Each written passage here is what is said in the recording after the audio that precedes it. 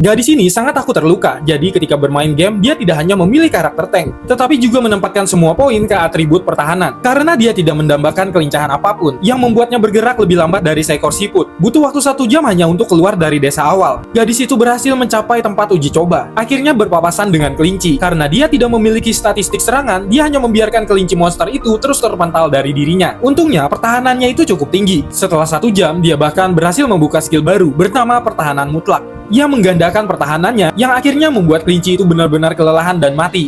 Ini membuat gadis itu naik ke level 2. Tetapi ketika dia naik level 2 dan mendapatkan poin atribut, dia masih memasukkan semua poinnya ke pertahanan. Berjalan agak maju, dia kemudian bertemu dengan seekor lebah racun. Gadis itu menemukan bahwa sebenarnya serangan lebah itu membuka statistik resistensi racunnya. Jadi dia hanya berbaring di tanah sampai dia memaksimalkan resistensi dari pertahanan racunnya. Akhirnya gadis itu menemukan saat yang tepat, berputar dan menikam lebah itu sampai mati. Dia langsung melompat ke level 8 dan mendapatkan cincin langka yang memberikan penyembuhan otomatis. Ditambah pertahanan mutlaknya bertambah 4 kali lipat. Kembali ke kota, gadis itu memandang semua pemain lain dengan semua perlengkapan mewah mereka. Lalu memeriksa sakunya dan dia hanya memiliki 3.000 koin emas. Dia memutuskan untuk mencoba peruntungannya di penjara bawah tanah tempat naga racun berada. Sebelum pergi, seorang pria memberikannya ramuan. Dengan pertahanan tinggi yang gila dan pertahanan racun, gadis itu melakukan serangan secara acak, memukuli berbagai macam monster sampai mati dengan perisai kayunya. Hingga akhirnya dia sampai di ruangan bos. Yang berdiri di hadapannya adalah 3 naga beracun. 3 naga itu menghembuskan awan panas yang beracun, mencoba menyerangnya, tetapi XP gadis itu hanya menurun perlahan.